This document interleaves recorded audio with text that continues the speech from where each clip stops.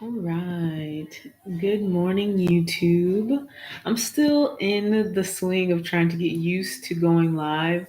Let me know in the comments if you are a regular subscriber, YouTuber, if you prefer when I go live or if you prefer when I have my pre recorded videos, because I'm still trying to figure out which one I like the most. But today I am coming with my cup of tea.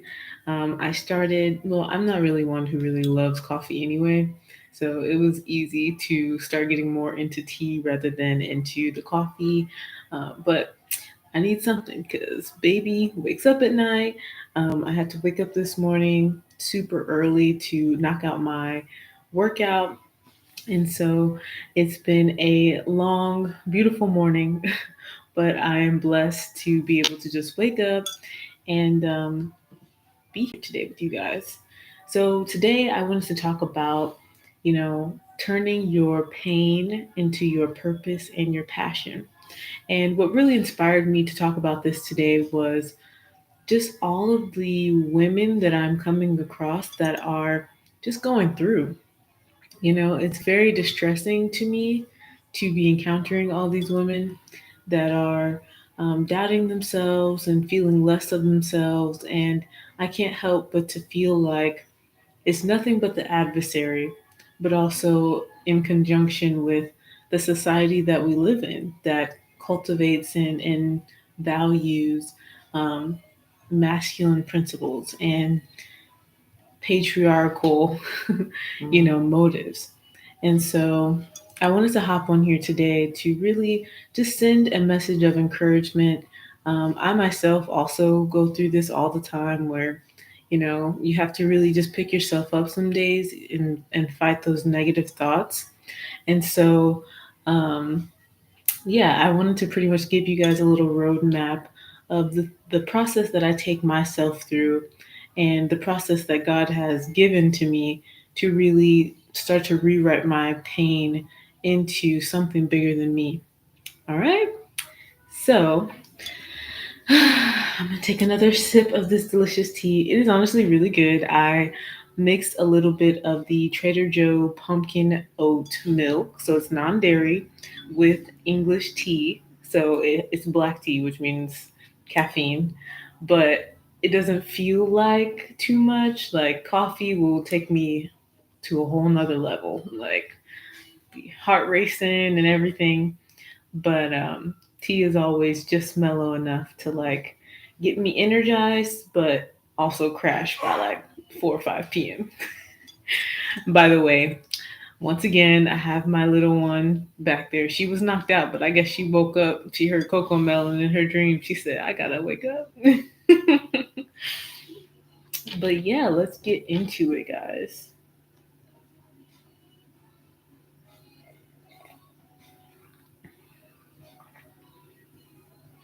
So I wanted to go into how when we think of these negative thoughts and we have this story in our mind of something negative or something that is not true of where we currently are, it's really starts in the mind. It's a seed.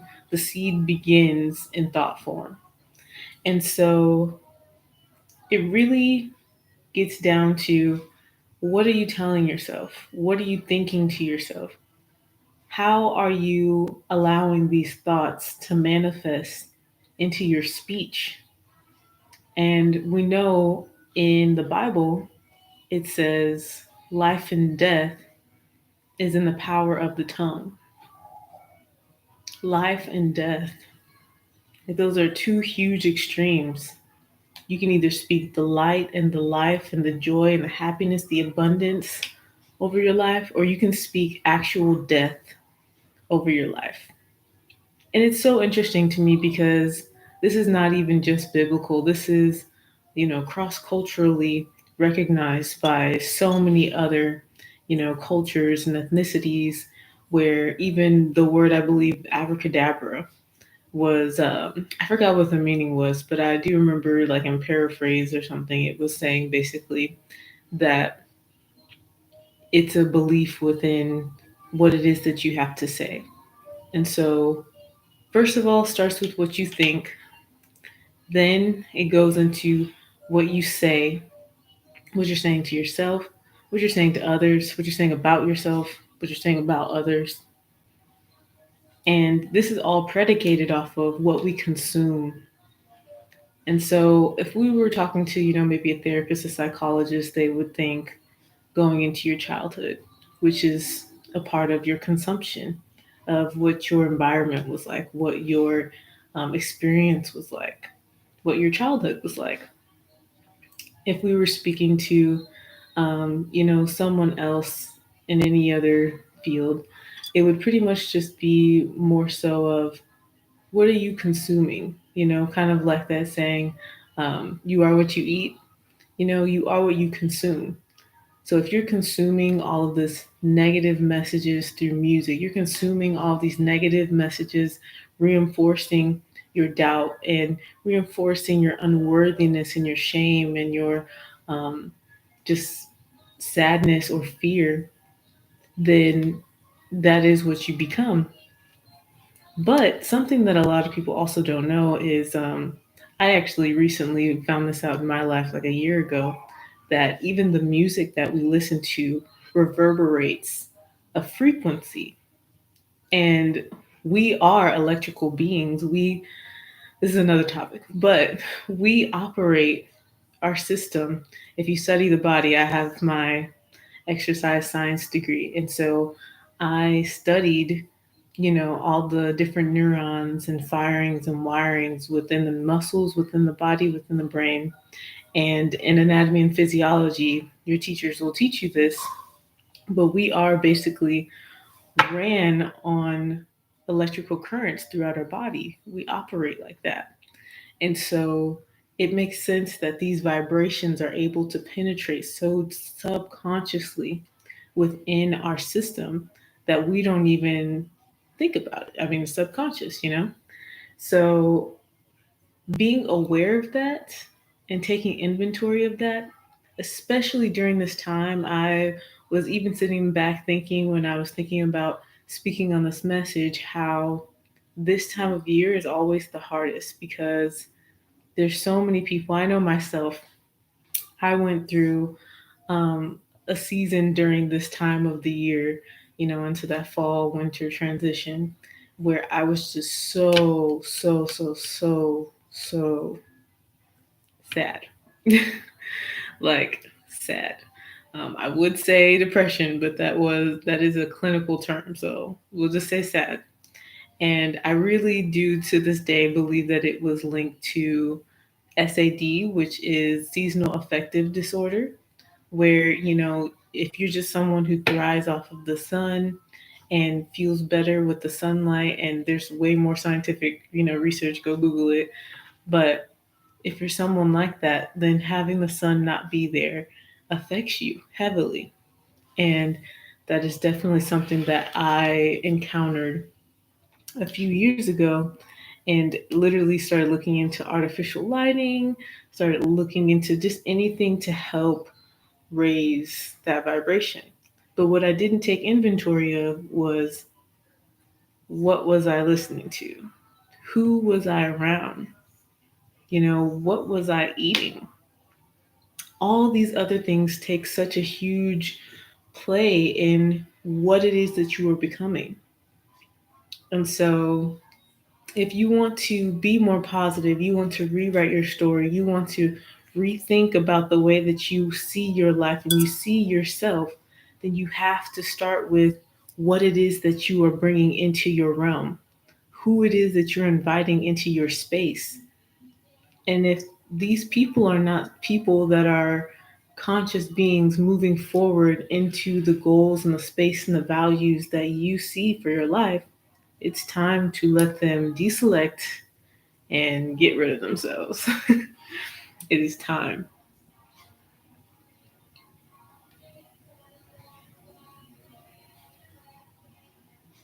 And so often I'll run into people that are in the consciousness and in the mindset of victimhood, and they'll say, "Oh, why me, God?"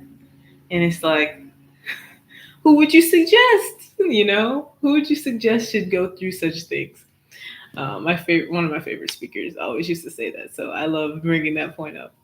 Um, but yeah, just thinking of why God selected you to weather this battle, thinking of why you really, though, not in the sense of, self pity or loathing or victimhood, but why me? Let that empower you for a second. God chose you to go through whatever you went through, whatever you're going through, so that you can get to the other side and be a victor, not a victim. I spoke about that last time on my last quick motivation video. I think it was about stop playing small and just really widening your horizons and your perspectives on life and having more faith. But if you want to check that out, go ahead and just look on my channel, go find it. And this is a really, really big and important one because the adversary will get in your mind and will make you think that you're at a disadvantage because you can't seem to pick yourself up. You can't seem to understand why all of these things are happening to you.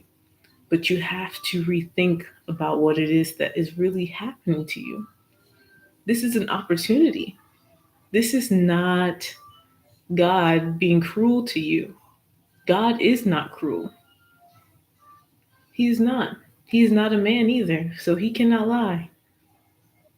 And I say he cannot lie because he has already said that he has ordered your steps and that he loves you and that he is faithful and that you are never forsaken. The word of God tells us that we don't have to worry.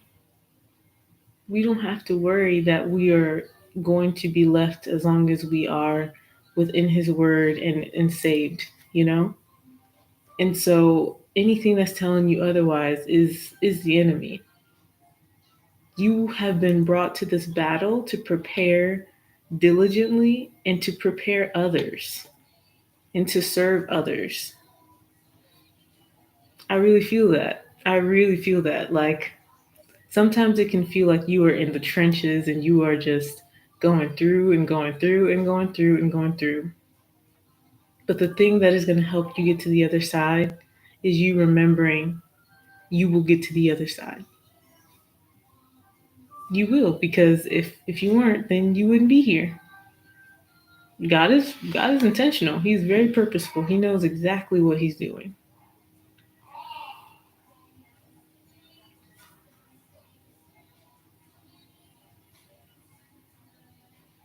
And something that my mom used to always tell us is that God would never give you more than you're capable of handling. And I'm pretty sure that's biblical. I'll have to look at the exact verse, but that just remains true time and time and again. A lot of times, what it is that we are going through is a lesson. It's a lesson or it's a blessing. And either way, you're winning. That's a part of my motto too. I said I was going to get it, tattooed if I ever were to get another tattoo. Um, there's no regrets in life, only lessons learned. Only lessons learned. It's only up from here. And if you keep that mindset and if you keep moving forward, thinking about how you can overcome and with that you will overcome. You keep that posture and that alignment, that spiritual alignment, that what God said is true and what God said is is what you believe in, then that's what you will manifest. The life that you actually want is on the other side of your doubt and your fear and your comfort and your worry. Yes, you have to just believe it to really have it. And honestly, that is why I came up with even this name for this channel for my Instagram, Faith Moves Forward. It's a part of understanding that faith is the evidence of things not seen. And if you really have faith, then you can move forward no matter what the circumstance is, no matter what your going through looks like, your trials look like. You have full faith and full belief that God is going to get you to the other side, that He strengthens you to get you to the other side. And then not only that, not only are you going to get to the other side, he is going to make you such a victor that you're going to help others get to the other side. And this is the mindset that we have to have. We cannot be stuck. We cannot stay stuck in fear and being alone and being doubtful of what it is that we are capable of. We cannot. We have to move forward. And I'm super duper excited because something just moved in me yesterday, and I've been kind of contemplating and thinking more about starting some type of group. And all of a sudden, it just came to me yesterday. I was like, oh my gosh, I have to write this down. I was like shouting to my husband, like, write this down.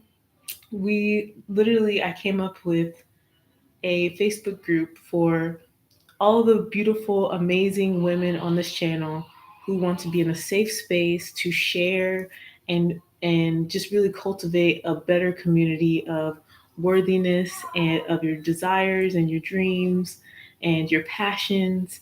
And so if you really want to join this, group, feel free to look in the description.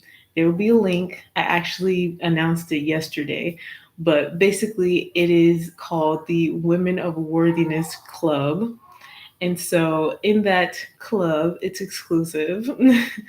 We're literally diving deep into all those things I just said. And so, if you're someone who's struggling with this, it's a perfect place to link up with other like minded women. Or if you're someone who is already really rooted into what she knows, but just wants to, mingle with other friends and other ladies, then this is also the right place for you.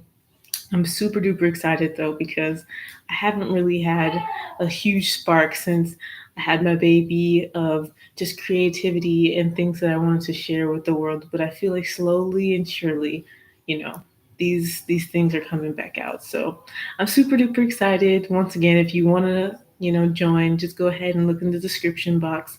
It's not a public group. Like I said, it's exclusive. So it is a private group, but once you answer the questions and you've already subscribed to my YouTube, then you should be granted access. So I'm super duper excited to be announcing that to you guys. I just thought I would share that really quickly. And so, back on track with today's message. Literally, all of these things are a part of who you are and a part of your journey here on earth. And so, the rewritten message of your story is ultimately in your perspective.